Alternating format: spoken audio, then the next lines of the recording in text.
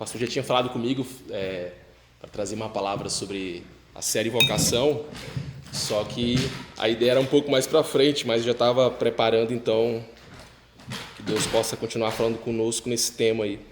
Quero pedir que vocês abram as suas Bíblias, ali no início mesmo, em Gênesis 1, 26.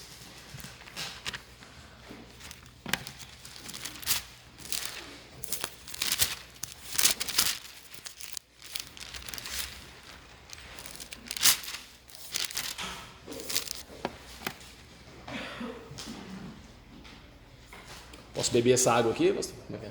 Pra mim mesmo? É pra mim? Não, eu peguei pra você. Obrigado. E essa caneca aqui, qualquer coisa, como é que é? Você pode levar uma para sua casa depois. Gênesis 1, 26 diz assim: Também disse Deus: façamos o homem à nossa imagem, conforme a nossa semelhança. Tenha ele domínio sobre os peixes do mar, sobre as aves dos céus, sobre os animais domésticos, sobre toda a terra e sobre todos os répteis que rastejam pela terra. E sujeitai-a, dominai-a sobre os peixes do mar, sobre as aves do céu e sobre os animais que rastejam pela terra. 29. E disse Deus ainda: Eis que vos tenho dado todas as ervas que dão sementes e que se acham na superfície de toda a terra, e todas as árvores em que há fruto, que dê semente. Isso vos será para mantimento. Amém. Vamos parar por aqui. Esse versículo ele é bem importante. Muitos teólogos aí, estudiosos, falam que esse é o momento do nosso chamado cultural, né? Da nossa vocação cultural dos seres humanos sobre a terra. Deus nos faz seres humanos, homem e mulher, a sua imagem e semelhança, aquilo que os teólogos também chamam de a imago Dei, né? Nós somos feitos à imagem de Deus, e ao mesmo tempo Deus também cria um espaço para nós seres humanos vivermos. Cria a terra, cria os animais e dá uma direção. Olha, vocês precisam cuidar dessas coisas aqui. Vocês precisam ter a palavra domínio, na origem dessa palavra, também é o mesmo que governo. Vocês precisam governar, vocês precisam administrar, vocês precisam cuidar dessas coisas que eu fiz. Está sobre vocês. E é bem interessante, porque nós, seres humanos, somos esses seres criados à imagem de Deus, que assim como Ele, que é um ser que cria cultura, que cria conteúdo, que cria caminhos e que cria principalmente a verdade, porque Ele é a verdade, Deus também deu a nós, seres humanos, essa tarefa de trazer a cultura sobre a terra, nesse conceito de trazer a cultura dele, de Deus, do reino dele sobre nós. Mas ainda em Gênesis 1, queria convidar vocês, Gênesis 2, quer dizer, só mais umas folhas aí para frente, Gênesis 2, 21. Não, desculpa, Gênesis 2, 15, antes do 21. Que aí Deus nos faz, né, os seres humanos, e agora Deus vai pegar esses seres humanos. O capítulo 2 fala especificamente sobre os seres humanos, né? E diz: Tomou, pois, o Senhor Deus o homem e o colocou no jardim do Éden para o cultivar e guardar. Mais uma vez, ficando bem claro que Deus nos deu um propósito, Deus nos deu uma missão para os seres humanos ali, sobretudo para Adão e Eva, que era: vocês precisam cuidar, vocês precisam cultivar isso aqui, vocês precisam administrar. E veja bem, aí o homem ainda não tinha pecado, não tinha ainda desobedecido a Deus. Inclusive, não sei se você já passou pela cabeça de vocês essa expressão: quem foi que inventou o trabalho? Já pensaram? Caraca, tem que trabalhar de novo. Quero dizer para você que quem inventou o trabalho foi Deus. E o trabalho é bênção de Deus sobre nós. Deus fez o ser humano e ele falou: fica aí, o que vocês quiserem fazer, vocês façam. Não, vocês vão trabalhar, vocês vão cuidar, vocês vão administrar e vão trazer a cultura, então, sobre a terra, a minha cultura. E aí depois, sim, quando o homem peca lá no 21, deixa eu ver se é isso aqui mesmo. Não, isso aqui é a criação ainda de Eva. Mas lá no finalzinho, já dos castigos, consequência do pecado, né? Desse capítulo 3, a queda do homem. Só encontrar que eu marquei na outra Bíblia. É o 18, tá? Capítulo 3, 18. 17 um pouquinho ainda. O 17 diz assim: e aí depois que o homem tinha desobedecido, feito algo que Deus falou, olha, vocês podem fazer tudo o que vocês quiserem, mas não façam isso, que era comer daquele fruto da árvore, né? E eles foram lá e fizeram isso, aí teve uma consequência, aí está vindo agora o momento da justiça de Deus sobre a vida de Adão. Aí o versículo 17 fala sobre isso. E Adão disse: visto que atendeste a voz da tua mulher e comeste a árvore que eu te ordenei que não comesse, maldita é a terra por tua causa, e fadigas obterás dela o sustento durante os dias da sua vida. Então, mas pense com você aí. O problema não é o trabalho, o problema é a fadiga que o trabalho causa. E isso é uma consequência da queda. Todos nós ficamos fatigados, cansados, e isso é uma consequência da queda. Não é o trabalho em si que é ruim, mas as dores que o nosso trabalho, por causa da queda, ele acaba gerando. Então Deus olha para o homem e fala: olha, você agora vai trabalhar e você vai ter que comer conforme o suor do seu rosto, vai ter fadigas, agora a plantação vai ter espinhos, vai ter pragas por causa da consequência do pecado, da desobediência de vocês. Então o problema não é o trabalho, o problema foi a queda e as consequências dessa queda.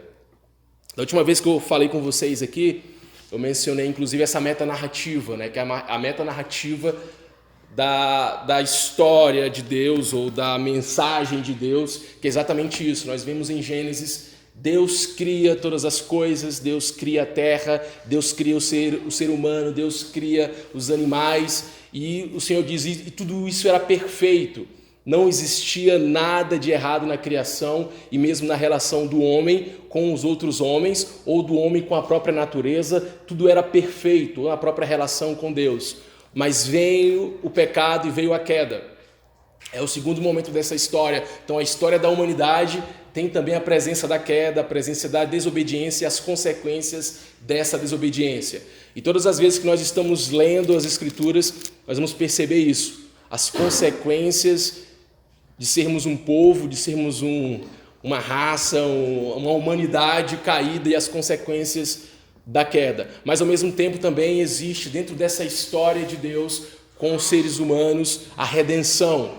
Deus cria um plano e fala, não, eu vou enviar o meu filho único e ele vai pagar um preço que vocês deveriam pagar para que vocês possam ser restituídos, restaurados. Em tese, de forma muito simples, é claro, essa é a metanarrativa. Mas aí, onde entra então a vocação, Rafael? Dentro dessa história, desse pano de fundo, desse plano, onde entra a vocação? No último domingo, aqueles que estiveram aqui, foi muito bom ouvir que uma das nossas vocações é que nós fomos criados para adorar a Deus. Deus nos fez para nos relacionarmos com Ele e para nós dedicarmos simplesmente a adoração a Ele. Essa é uma vocação universal de todos os seres humanos. Todos nós, seres humanos, fomos feitos à imagem de Deus e para adorá-lo, para entregar adoração a esse Deus. E isso é perfeito. Mas uma outra vocação de todos os seres humanos também, é essa que eu vou falar hoje, é isso, que todos nós fomos chamados, vocacionados a algo particular, que é o trabalho. E é disso que eu vou falar hoje para vocês, que nós fomos chamados a trabalhar. As Escrituras revelam que, tendo sido chamados ao reino, cada um de nós tem um papel singular em sua manifestação e expansão. Quer Deus nos conceda muitos ou poucos dias, devemos usá-lo para descobrir e viver nossa tarefa particular. Então, dentro dessa redenção, desse momento histórico que Deus fala, não, o homem caiu, mas eu vou redimi-lo, eu vou restaurá-lo. E isso é o quê? Chamados para o reino dele. Mas não para por aí. Nós temos uma outra vocação que é expandir esse reino e compartilhar a verdade, justiça e beleza desse reino. Verdade, justiça e beleza do reino de Deus. E é aí que entra as nossas vocações particulares. O sentido bíblico de trabalho, ele é diferente do sentido secular de trabalho. Por isso que nós vamos ficar aqui no sentido bíblico, do que a Bíblia diz sobre a relação de trabalho. Nesse último, que é o sentido secular de trabalho, um tempo de trabalho e um tempo de aposentadoria, ou seja, as pessoas trabalham e muitas delas já pensam em aposentadoria. Não sei quantos de vocês já pensaram na aposentadoria de vocês. Já pensaram ou não? Mas eu quero dizer que na Bíblia não existe a possibilidade, não existe a vocação, o trabalho, como no momento da aposentadoria. Você não vai ver ninguém dizendo assim na Bíblia, olha, e esse aqui se aposentou.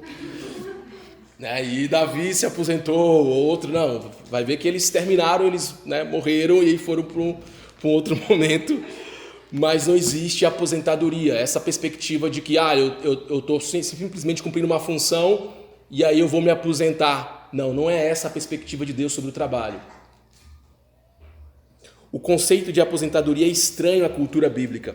Como cidadãos do reino de Deus e membros do corpo de Cristo, fomos chamados a pôr nossos pés, mãos e imaginação em ação para fazer valer a oração. Venha a nós o teu reino, seja feito a tua vontade.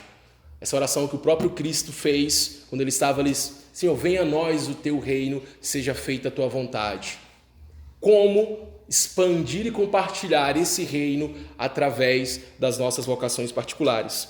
Convido vocês a abrirem agora em Efésios 2, 1 a 10.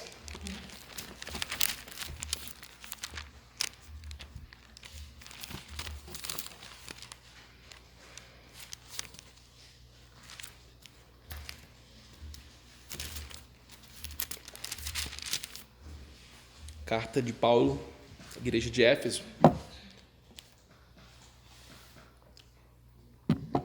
Versículo 1, Diz assim: Ele nos deu vida, estando vós mortos nos vossos delitos e pecados. Está falando daquele momento de queda. Nos quais andastes outrora, segundo o curso deste mundo, segundo o príncipe da potestade do ar, do espírito que agora atua nos filhos da desobediência, entre os quais também todos nós andamos outrora, segundo as inclinações da nossa carne, fazendo a vontade da carne e dos pensamentos. E éramos, por natureza, filhos da ira, como também os demais. Mas Deus, sendo rico em misericórdia, por causa do grande amor com que nos amou, e estando nós mortos em nossos delitos, nos deu vida juntamente com Cristo. Pela graça sois salvos. E justamente com Ele nos ressuscitou e nos fez assentar nos lugares celestiais em Cristo Jesus, para mostrar nos séculos vindouros a suprema riqueza da sua graça em bondade para conosco em Cristo Jesus. Porque pela graça sois salvos, mediante a fé, e isso não vem de vós, é dom de Deus, não de obras, para que ninguém se glorie. E aqui eu chamo agora para focar no versículo 10. Pois somos feitura dele, criados em Cristo Jesus para boas obras, as quais Deus de antemão preparou para que andássemos nelas. Essa palavra que nós vemos aqui no final, no versículo 10, diz que nós somos feituras de Deus e que nós fomos feitos para boas obras. A palavra feitura é a palavra grega poiema. Poiema, raiz da mesma palavra poema. Romanos 1:20 também fala da feitura de toda a criação, como se fosse uma poesia de Deus. Então nós somos uma poesia desse primeiro poeta, nós somos criados como uma poesia de Deus para a criação. A palavra ergon, que é feito ou ação em contraste à inatividade ou meras palavras, encontrada em 169 vezes no Novo Testamento, ela é usada de várias maneiras, incluindo a obra de Cristo, a obra do Evangelho, a obra de servir aos necessitados e a obra de ocupação ou profissão. Então nós temos uma primeira palavra, que é: nós somos feituras dele, nós somos uma poesia de Deus, nós somos uma arte de Deus, nós somos algo belo, artístico, feito à imagem e semelhança desse Deus, mas ao mesmo tempo nós somos feitos para algo, e esse algo tem a ver com ação, que é a origem da palavra também grega ergon. E essa palavra, com esse radical, ela é encontrada 169 vezes no Novo Testamento. E às vezes que ela aparece no Novo Testamento, ela é usada nessas questões, para falar da obra de Cristo, para falar da obra do Evangelho, para falar da obra de servir aos necessitados, e mais específico nessa que eu quero conversar com vocês, que é para falar de uma obra de ocupação ou profissão. Então Deus também nos fez de antemão para uma profissão, para uma ocupação específica, cada um de nós. A palavra hebraica equivalente no Antigo Testamento é abad, que é o mesmo que trabalhar e servir. Aparece muito ali nos textos quando está fazendo o tabernáculo, essa palavra abad, que é como se fosse uma pequena parte do todo. Se entendemos nosso trabalho como algo para o qual fomos criados e redimidos, então o que anteriormente víamos como um simples emprego ou degrau na nossa carreira pode tornar parte da nossa vida, a nossa vocação. Então, se antes, de uma visão secular, o trabalho é só algo que eu preciso fazer para ter um recurso, é algo que eu preciso fazer para ter um dinheiro, para passar o tempo, para sobreviver na Terra, numa cosmovisão bíblica e teísta, não. O trabalho é algo que Deus nos fez especificamente e com o intuito de servir, de nos ocuparmos para servir e para compartilhar o reino de Deus na vida das outras pessoas.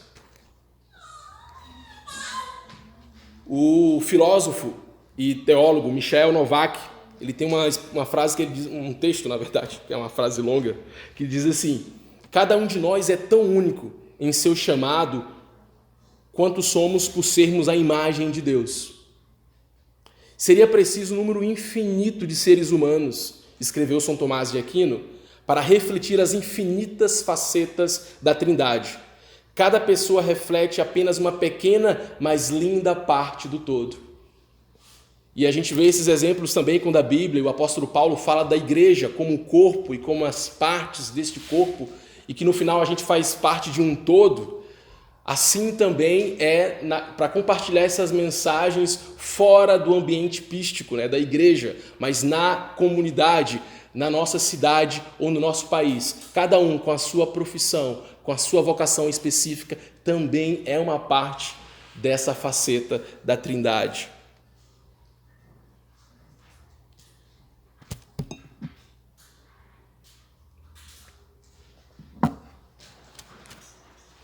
Mas depois que nós descobrimos que existe um trabalho diferente, quando nós somos cristãos, entendemos que o sentido de trabalho bíblico é diferente do sentido de trabalho secular, do que as pessoas compreendem dentro de outras cosmovisões. A gente precisa entender também que existem características para viver essa vocação. E eu vou trazer 4 características de pessoas que vivem suas vocações de uma forma bíblica e como um serviço a Deus para expandir o seu reino. Primeiro, a primazia da graça. Charles Spurgeon, inclusive, tem uma frase que ele disse assim, sobre o trabalho e sobre a graça: devemos trabalhar como se tudo dependesse de nós, orar como se tudo dependesse de Deus e dar a Deus a glória pelos resultados.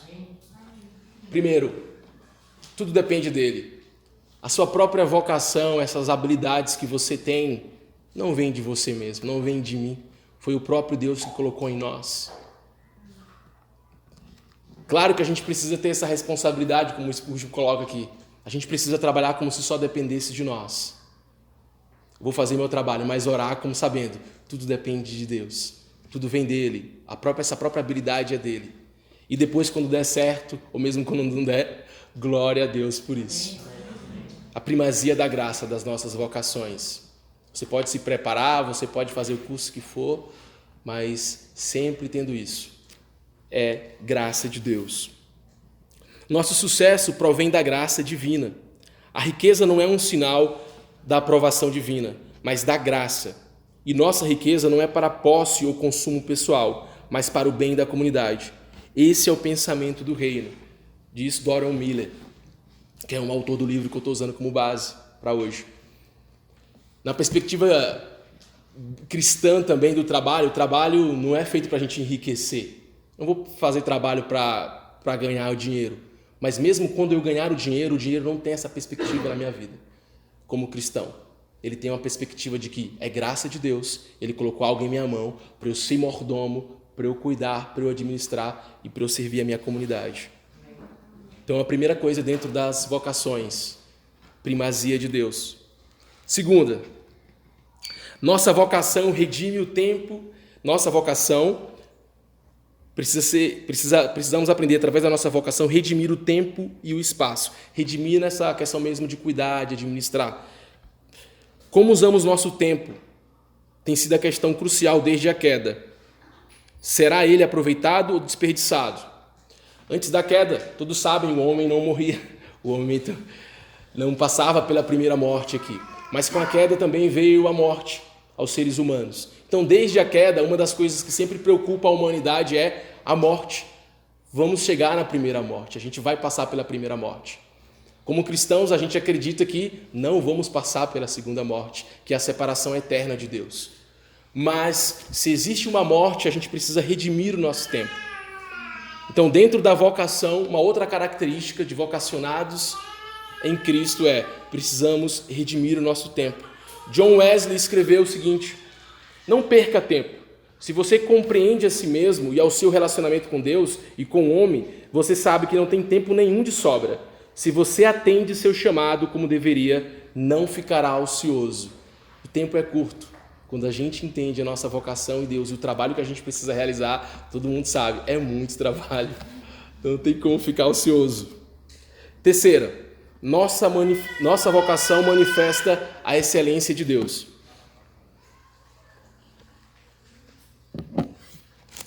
As nossas profissões, as nossas ocupações precisam manifestar a excelência de Deus. Colossenses 3:23 diz: tudo o que fizerem, façam de todo o coração, como para o Senhor e não para os homens. Tudo o que fizerem, façam de coração, como para o Senhor e não para os homens. Imagine vocês se todos os cristãos do Brasil trabalhassem dessa forma nas suas atividades. Conversava ontem com um amigo e irmão e a gente falava como é difícil, às vezes, dentro de alguns espaços, e sobretudo eu que estou dentro de um espaço público agora, falar a dificuldade que é que as pessoas acabam tendo algumas seguranças que também são boas, mas às vezes os cristãos não estão fazendo aquilo que deveriam fazer como se fossem para Deus. Fazem apenas para cumprir o horário, às vezes nem cumprem o horário, saem antes do horário, não fazem como deveriam fazer. E aqui está dizendo que uma das características da nossa vocação é que ela precisa manifestar a excelência de Deus. Nosso Deus é um Deus excelente, que sempre fez as coisas de uma forma excelente. O homem redimido está trabalhando para Deus, para cumprir seus planos. O trabalho deve ser feito com excelência. Nossas diretrizes de excelência são encontradas na natureza do próprio Deus. O nosso Deus é verdadeiro, o nosso Deus é justo, o nosso Deus é belo. Nosso trabalho, tanto em seus meios quanto em seus fins, deve manifestar também a verdade, a justiça e a beleza.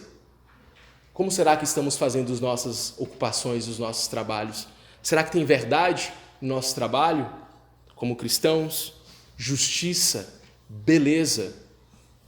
E isso também precisa ser uma característica das nossas vocações em Deus. Quarto, nossa vocação revela a glória de Deus. Deve revelar a glória de Deus. E aí podemos trazer vários exemplos. Moisés, quando Moisés estava ali dentro da vocação dele, ele tinha estudado, não sei quantos de vocês lembram a história de Moisés, mas Moisés tinha estudado para ser um príncipe do Egito. para ser um governante, um político daquela época. E Moisés tinha tido a educação da época, a melhor educação para cumprir aquela vocação. E depois, quando Deus chama e fala, não, eu estava te preparando, mas você vai ser um libertador do meu povo. A excelência que Moisés desempenhou a vocação dele. Nos últimos dias de Moisés, a vocação dele, quando ele cumpriu a vocação dele, a Bíblia relata ali em Êxodo que existia glória na própria face de Moisés, na glória de Deus, de fato, fisicamente. Será que as pessoas, quando olham para nós, cumprindo as nossas vocações aí fora, elas conseguem ver a glória de Deus em nossa vida? Nas nossas ações, no nosso caminhar, no nosso fazer? Jesus também foi um exemplo disso. Jesus cumpriu a vocação dele. A vocação de Jesus também era muito clara. Jesus veio para nos salvar, sim, mas ele veio também, como está lá em Colossenses, ele veio para reconciliar todas as coisas de volta, inclusive nós seres humanos, mas reconciliar a criação, reconciliar o ser humano e reconciliar a justiça, a beleza e a verdade também. E quando Jesus ele cumpre sua vocação, isso está feito, está claro para aqueles que acompanharam e para nós hoje. Um exemplo mais recente que eu trago para vocês, que é uma inspiração para mim, não sei quantos já ouviram falar, William Wilberforce. William Wilberforce foi um político britânico. Ele viveu no começo dos anos 1800 na Inglaterra, quando ainda existia escravidão.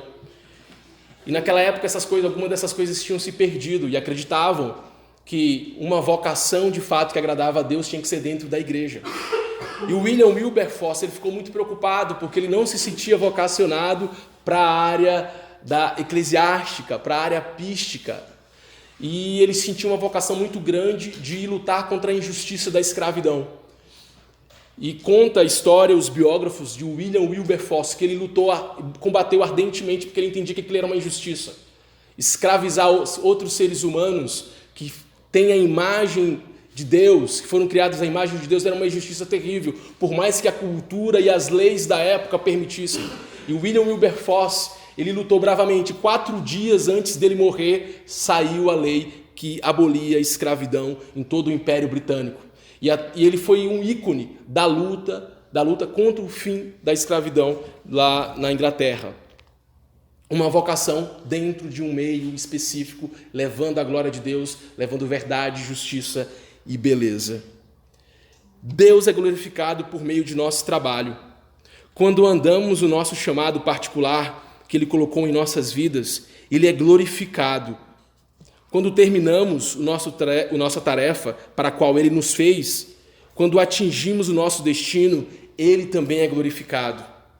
Ele é glorificado quando somos carpinteiros, quando somos políticos, quando somos artistas piedosos, quando somos piedosos como filhos e filhas, maridos e esposas. Ele é glorificado quando manifestamos a verdade, a justiça e a beleza em nossas comunidades, em nossos locais de trabalho e nações. Ele é glorificado quando caminhamos com confiança em nossas vocações. Nós precisamos ser uma geração que glorifica a Deus em todas as áreas. E falar de todas as áreas fala especificamente dessa outra vocação, que é as ocupações que Deus colocou em nossas vidas. Eu não o conheço profundamente, mas Deus conhece cada um de nós, desde quando nascemos, desde quando fomos criados pelos nossos pais, pelas nossas mães. Deus sabe aquilo que Ele colocou para queimar em nosso coração, algumas coisas que geram até injustiça, sentimento de injustiça quando a gente vê, aquilo que arde, uma habilidade que talvez você nem sabe por que você tem, você nem fez tanto esforço, você nem estudou tanto para ter isso, mas você tem. Alguma desenvoltura que você, quando compartilha com outras pessoas, as pessoas falam: uau, que excelente isso. Isso foi Deus que colocou na sua vida. Isso está sendo para glorificar a Deus, para expandir o reino dele, ou não? É só para o nosso prazer pessoal, ou é só para enriquecer, ou só para pensar um dia na nossa aposentadoria? como estamos utilizando as nossas vocações, o nosso trabalho. E eu não sei também você se algumas pessoas também não têm clareza disso, né? Nem todos. Talvez você está aí também se perguntando, eu nem sei. E essa é uma pergunta muito comum. Eu não sei por que eu nasci, o que Deus quer com a minha vida, qual é a função. A pessoa mais indicada é Ele mesmo. A gente precisa perguntar para Deus, Senhor, o que o Senhor me fez? Essa é uma pergunta até que dizem que é filosófica, mas é mesmo. E Ele é o Deus que nos criou e que vai responder. A gente precisa descobrir isso o quanto antes. E nós, como pais e mães também, precisamos estimular isso nos nossos filhos. Eu sei que a gente vive numa geração muito secular, que é muito pressionada para a gente impulsionar os nossos filhos a escolher profissões que ganham mais dinheiro, que têm um status social, que é mais vista com glamour pela sociedade, pela mídia. Mas não é isso que Deus quer, a maioria das vezes. Deus tem uma função, uma profissão que, primeiro, vai nos fazer muito bem realizados, porque nós somos criados para aquilo, nós vamos ser felizes. E segundo, a gente vai compartilhar a beleza na terra, a justiça e a verdade.